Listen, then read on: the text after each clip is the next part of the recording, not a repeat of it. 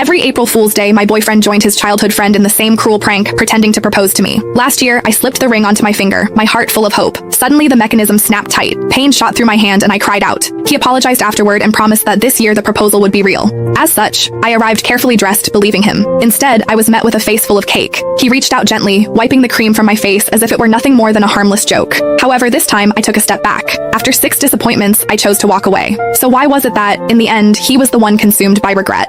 Every year on April Fool's Day, my boyfriend would team up with his childhood best friend to pull the same prank on me. He would pretend to propose. Last year, the two of them laughed like it was the funniest thing in the world, even though my fingers were almost crushed in the process. Later, he apologized and swore that this year would be different. This year, the proposal would be real. As such, when he called me again, sounding urgent and telling me to come to the place where we had our very first date, I believed him. I curled my hair, got my nails done, and spent extra time perfecting my makeup. I picked out a brand new outfit and even drafted the announcement post I was going to share once everything became official. However, the second I stepped through the door, smiling and full of excitement, a thick slab of cake cream slammed straight into my face. Laughter burst out from among the crowd and a girl's voice rang out, bright and smug. I told you Whitney can't take a joke, someone else said. You insisted on calling her. Now look at what's happened. Sylvia huffed and sat on the couch. The mood shifted instantly. The way everyone looked at me turned cold. She was the only girl in their group, the one everyone spoiled. As long as she was unhappy, everyone would rush to comfort her, Nolan included. The first time I met her, she organized a game of truth or dare. When other people got dared, it was just something a little embarrassing. However, when it was my turn, they asked me to do something way out of line in front of everyone. All I said was that it was too much and I did not like it. Sylvia's eyes immediately turned red and she ran out of the room. Everyone ran after her,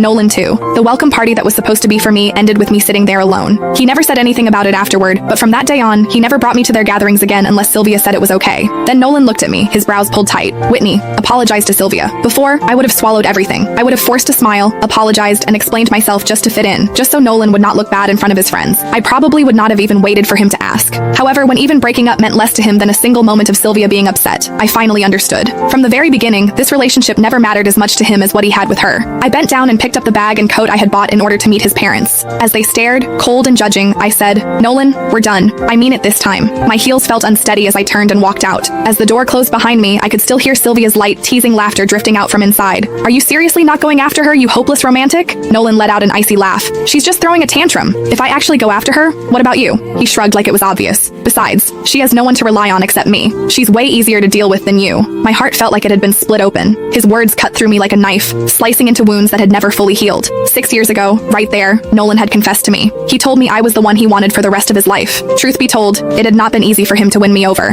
When I was 15, my parents both remarried and started new families of their own. I became the extra piece no one wanted to talk about. I resisted relationships, and I resisted the idea of building a family. I turned him down 5 times. The last time, I was living alone when a stranger started following me. I did not even